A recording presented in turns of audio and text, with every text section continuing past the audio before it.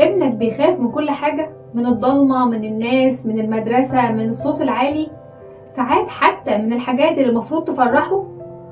اوقات كتير بنقول ده خواف، مش متعود، حساس شوية، لكن اللي بنشوفه ممكن يكون اكتر من مجرد خوف طبيعي. ممكن يكون عنده اضطراب اسمه القلق العام عند الاطفال. طب الطفل اللي عنده قلق عام دايما عنده احساس ان في خطر حواليه، حتى لو مفيش الخطر ده بيحس ان في حاجة هتحصل، او الناس هتزعل منه، او انه هو مش هينجح.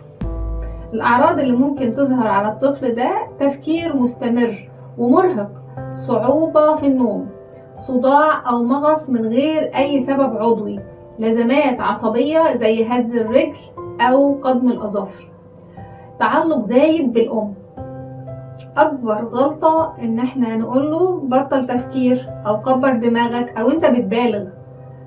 طيب ازاي اساعد الطفل ده؟ اسمع له وما تقللش من مشاعره، خليه يعبر عن اللي حاسس بيه برسومات او كلام بسيط. اعمل له روتين ثابت يوميا لان الروتين بيقلل القلق. علمه تمارين بسيطة للتنفس العميق، شهيق 4 ثواني، زفير 6 ثواني. وفر له وقت يومي للعب الحركي او الخروج للطبيعة. لو الأعراض دي مستمرة ومأثرة على نوم الطفل أو دراسته أو علاقته باللي حواليه، لازم يكون في أخصائي نفسي للأطفال يتدخل ويتعامل مع الطفل ده في الوقت ده، لأن الطفل اللي حاسس بالأمان هيبطل يحس بالخطر في كل لحظة. شارك الفيديو مع أي أب أو أم بيحسوا إن طفلهم شايل هم مش على قد سنه.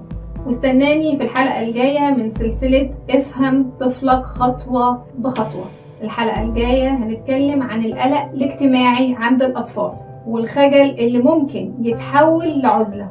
لو حاسس انك محتار مع طفلك او مش قادر تفهم تصرفاته ومحتاج دعم حقيقي ومهني من شخص يسمعك ويفهمك، انا فاتح لك باب الاستشارة النفسية الخاصة للأطفال.